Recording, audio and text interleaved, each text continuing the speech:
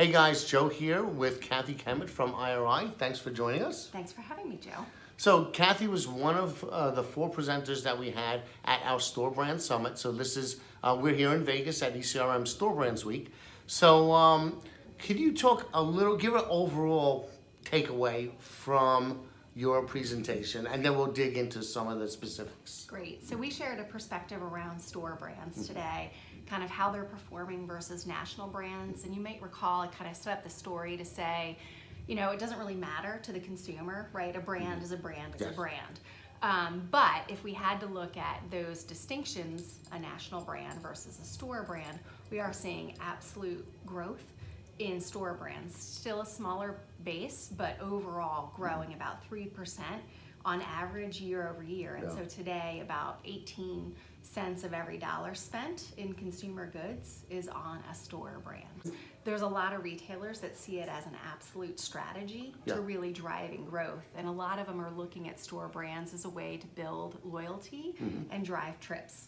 And we have data that supports that. In fact, private brands do drive loyalty and help drive trips, and there's a lot of retailers getting into the space beyond the traditional players of a Walgreens or CVS or Walmart even. So Amazon, we're seeing off-price retailers like Saks Fifth Avenue, QVC's getting into the game. I mean, so again, it's just proliferating. And when you look at generations who are buying private label, it is across the board, everyone buys private label, but we're seeing a big growth jumping out at us from millennials. So today, millennials are outspending boomers in private label, specifically in the beauty and the healthcare space. Why do you think that is? So again, back to this notion of I'm not distinguishing between a national brand and or a store brand. They see that as a brand. It's an option.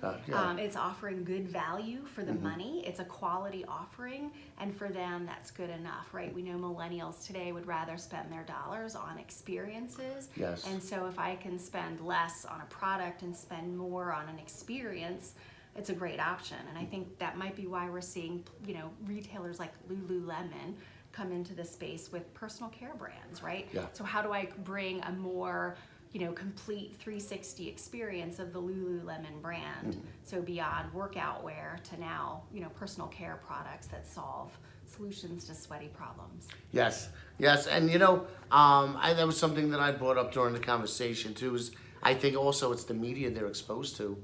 The boomers, pretty much had TV, and what you had a handful of brands that, you know, Procter and Gamble, you had Unilever, you know, the brands that controlled they sponsored these shows, soap operas. That's where it came from. But they had that was it. That's all they knew. Whereas a millennial, or certainly Generation Z, they're growing up and they're exposed to all these brands, not just on TV, but on every single screen that they have, and the influencers, like you mentioned, that may be having that impact, especially on the beauty segment.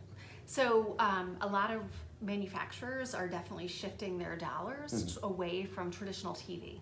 Digital is huge. If you think about, you know, most purchases are being made on their, you know, on a mobile device versus, you know, kind of in a traditional brick and mortar still matters, right? For certain. It's not going away. We're not suggesting it's going away. But the influence of digital and social media in terms of helping to drive and influence purchases is really big. So why I think we're seeing a big growth in beauty care and specifically private label as an option, you know, we live in a selfie culture, right? So people want to look good. They want to put their best picture out there of themselves. And so where they can use products to help them, you know, look good, feel good, I think that's probably why we're seeing a lot of growth there. Yeah, now if only they can find a way of doing that on the grocery side. You know, maybe selfie ready bagel bites or something, you know. But it's true, it's you go to any restaurant and what are they doing?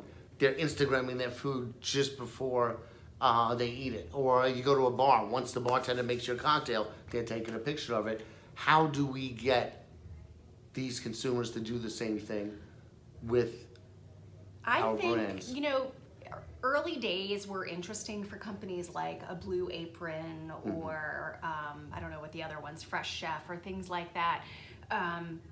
You know, consumers want to learn how to cook. They want to Yeah. eat healthy. I think I've seen some retailers kind of really try to adapt where it's kind of like I can come in and I buy the ingredients for a prearranged meal. I see retailers like Fresh Market Doing the meal kits. They're Yeah. doing meal Yeah. kits. It's not a subscription. You do it when you need it. Yeah. I think some of the challenge has really been around the price points, Mm-hmm. right? And you had to sign up to get so many meals, but where a consumer decides when they want to do it, how they want to do it, Mm-hmm. you probably get some traction. I actually think it's a great opportunity for retailers.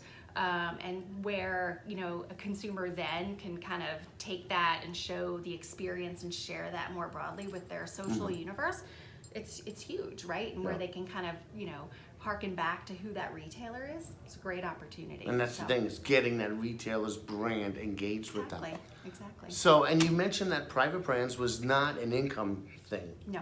So talk a little bit about that. What do you meant by that? So we talked a little bit about generations, and it doesn't really matter. While we're seeing growth in millennials, across the board, various generations are buying private brands. But even income levels, we're seeing growth at higher income. I mean, granted, still only 14 cents of every dollar versus the average of 18, but I think they're up like 2.2 percentage points in terms of growth. But where consumers are looking for value, private brands are viewed as good as national brands. So regardless of income, if it's a good value and it's something they need, they will absolutely buy it. No. So based on your comments today, what recommendations would you have for our retailers and suppliers? Keep focusing on private brands. Recognize that they drive loyalty, they drive trips.